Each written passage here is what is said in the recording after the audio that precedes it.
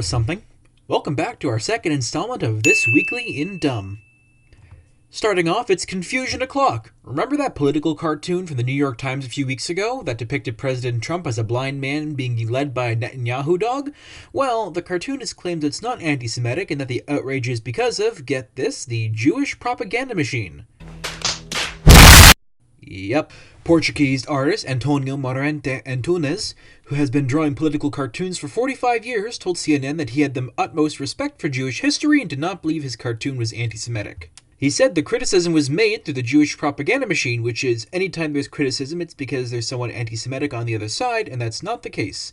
The Jewish right does not want to be criticized, and therefore, when criticized, they say we are a persecuted people, we suffered a lot, this is anti-Semitism. Jonathan Greenblatt, the CEO of the Anti-Defamation League, says that the cartoon exhibits stereotypes that suggest Jewish control.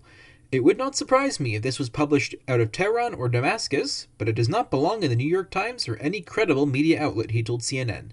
Meanwhile, Israel's ambassador to the United States, Ron Dermer, said that the paper had become a cesspool of hostility towards Israel that goes well beyond any legitimate criticism of a fellow imperfect democracy, the Daily Mail reported. The Jerusalem Post says that in 1983, the artist drew a cartoon that depicted Israeli soldiers tormenting Lebanese women and children, reminiscent of a renowned photo of Nazis tormenting Jews during the Holocaust. His work has also been criticized for its depiction of the LGBT community and Catholics.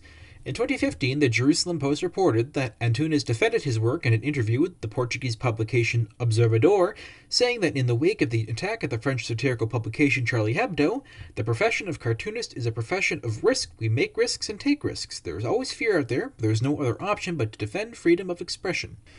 Freedom of expression is good, but be aware of what medium you're publishing in and what criticism that may get you. Next story. From The Guardian. Berlin Park designates pink zone areas for drug dealers. Drug dealers in Berlin are to be given designated spaces in the city center park to carry out transactions, leading to criticism that authorities have capitulated to criminal gangs. For years, there has been a heated debate about Görlitzer Park, a popular meeting point in the trendy southern Berlin district of Kreuzberg,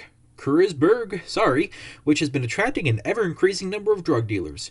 Local people said that they were reluctant to let children and pets roam free there. After repeated attempts by police to clear the dealers failed, the park manager declared areas where they would be allowed to operate, identified by spray-painted pink boxes. Cengiz Dimisiri, said that the pink zones would mean that visitors to the park, known locally as Gorli, were no longer intimidated by groups of dealers, typically men, operating in gangs, who crowded the entrances. This method has purely practical reasoning behind it, Dimisiri told local radio station RBB. It's not that we're legalizing the selling of drugs. Dimisiri said that a much more effective solution would be if authorities gave the dealers work permits. The majority of them are asylum seekers who are not allowed to work while waiting for their claims to be processed. He added, if they did that, then 90% of them would stop what they are doing immediately. Modern problems require modern solutions, I suppose. This next one is short and sweet. An Indiana sheriff's office has asked drug dealers to turn in their competition. Let us take away your financial worries.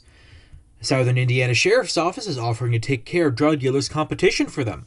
The Jennings County Sheriff's Office posted a flyer on Facebook on Wednesday addressing the dealers directly. Too much competition bringing you down, wrote the Sheriff's Office. Are you not making the profits you once did? We are here to help you eliminate your competition. All officers ask is that dealers fill out a form which includes their competitor's name, where they live, what they drive, their license plate number and state, the drugs they sell, and the times and days of highest activity. Let us take away your financial worries, the Sheriff's Office wrote.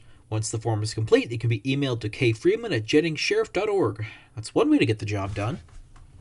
Let's end on a fun one. Do you want to get pumped and rip and tear your opponents like the Doomslayer himself? Bethesda is publishing a Doom-based fitness program. Whoa! It's Epic Gamer Hours! From Gamers Unite, Bethesda is no stranger to using their IPs on uncommon products. Normally this is with Deathclaw plushies and Skyrim cookbooks, but this time it's something a little more conceptual, but still very physical. Introducing Ripped and Tear, a Doomslayer workout routine.